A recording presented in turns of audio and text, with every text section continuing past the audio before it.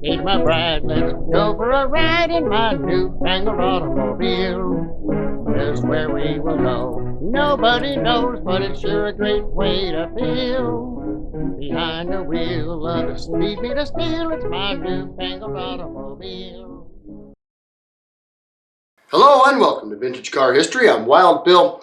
When I'm out and about doing my personal business, I typically wear this hat. Where I'm from, it's common for combat veterans to wear such hats, and when we meet at random, we always acknowledge each other and sometimes engage in some conversation. The standard topics are where did you serve, what branch, and such. And when someone tells me that they were a Marine, I have a standard response. You can always tell a Marine. And when they ask, how's that? I reply, you just can't tell them much. It's a good laugh, and I'll usually get either an agreement or a good squid joke in return.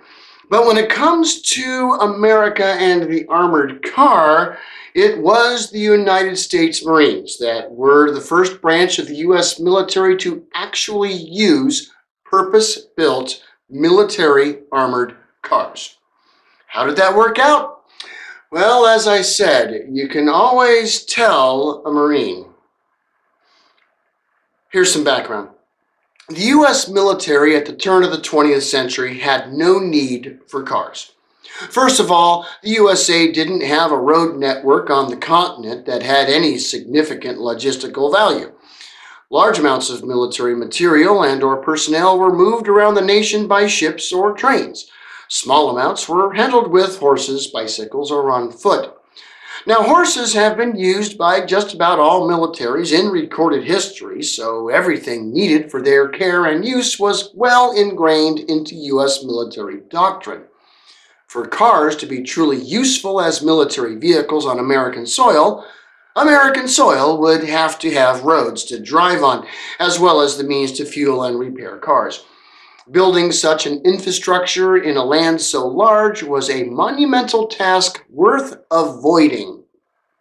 On top of this, the U.S. was socially and politically very isolationist during the period between the end of the War of 1898 and World War I.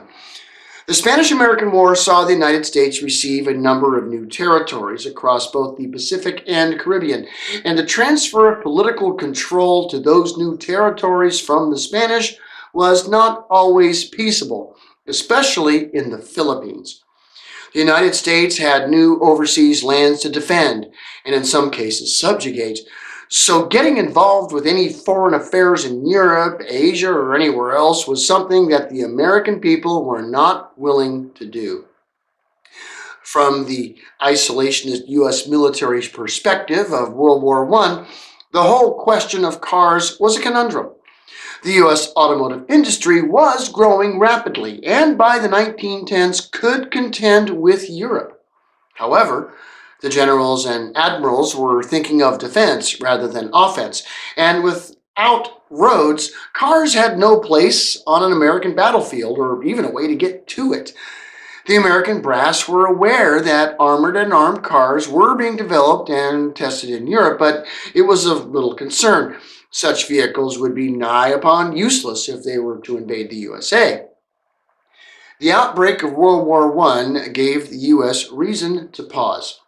What if, somehow, the nation was brought into this overseas conflict? There is a reason why those pesky Europeans had been developing armored cars for almost 20 years. They have roads. The U.S. doesn't have roads, and so haven't. If America goes to war in Europe, her military will need to prepare to land on the beaches and then use the roads, which is the job of the Marines. Well, landing on the beaches is. Using roads is another matter, but that is the order that was given to the United States Marine Corps in early 1915. Come up with a design for and build an armored and armed amphibious landing car. And once word got around Detroit that the Marines were looking for a few good cars, a company emerged, AMC, to make them. No, it's not the AMC you might be thinking of. The Armored Motor Car Company of Detroit was associated with Charles King, the man who built the first car in Detroit and inspired Henry Ford to make them. They were the only company in town financially desperate enough to actually try to do what the Corps asked for: make an armored car capable of amphibious landings. Here's where things get kind of silly. The Marines wanted a car that could be brought ashore on a landing, drive to the needed tactical positions, and be able to provide gunfire support to the Marines landing on the beaches, as well as forward fire support to help clear enemy trenches that might be in the way. Armor would, of course, be needed that could at least give some defense against small arms fire to help the vehicle accomplish the assigned missions. Well, here's the short version of the story. The technology to accomplish all of that didn't exist. Now, here's the long version of just how badly this failed. AMC chose to use the latest top-of-the-line luxury car offered by the King Motor Car Company as the basis of their design. King had come out with their own V8 engine in late 1914 for their Model E to compete with Cadillac, and offered the car at a lower price, $1,350 for a high-power, big-engine luxury car. All they had to do now was to make it armored, armed, and amphibious. The main engineer at AMC, Captain William Ross, designed an armored body that could be installed on the King chassis along with a single gun turret which could hold one .30 cal Lewis machine gun. All said and done, the car weighed 2.5 tons, had an engine that in theory produced 70 horsepower, and absolutely could not float. So the idea was to bring the car ashore whole from a landing craft, or carry the car in pieces to the beaches and reassemble it there. 2 prototypes were made for initial testing, and the Marines tried them out. The first problems were obvious. The car was overweight and it kept blowing out the rear tires. So the rear axle was made a dually, giving the King armored car 6 tires. The engine struggled to move the weight as well, and the transmission also couldn't cope with the strain. Even on clear, clean, flat roads, the car was sluggish and prone to mechanical failure. The armor was at most a 1/4 inch thick on the turret and less than 5 millimeters elsewhere, meaning that the armor wasn't even proof against its own firepower.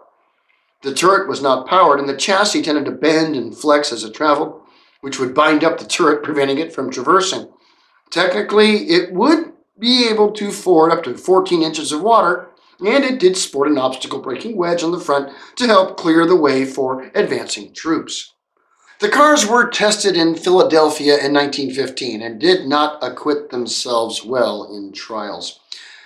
A total of 8 were built, and although plans were made to bring them to France in 1918, those plans never came to fruition. None of the King armored cars ever saw battle. They proved not to be easy to transport and efficiently reassembled in theater during amphibious operations. They did find a bit of use between the wars in the Caribbean, but were finally scrapped in 1934. The idea of an amphibious car is a good one, and was done successfully during the Second World War. But in World War I, the U.S. Marines had the idea to give it a try, and folks did try to tell them it wouldn't work. And, well, you can always tell a Marine. Thanks for watching Vintage Car History, and we'll see you next week. Peace.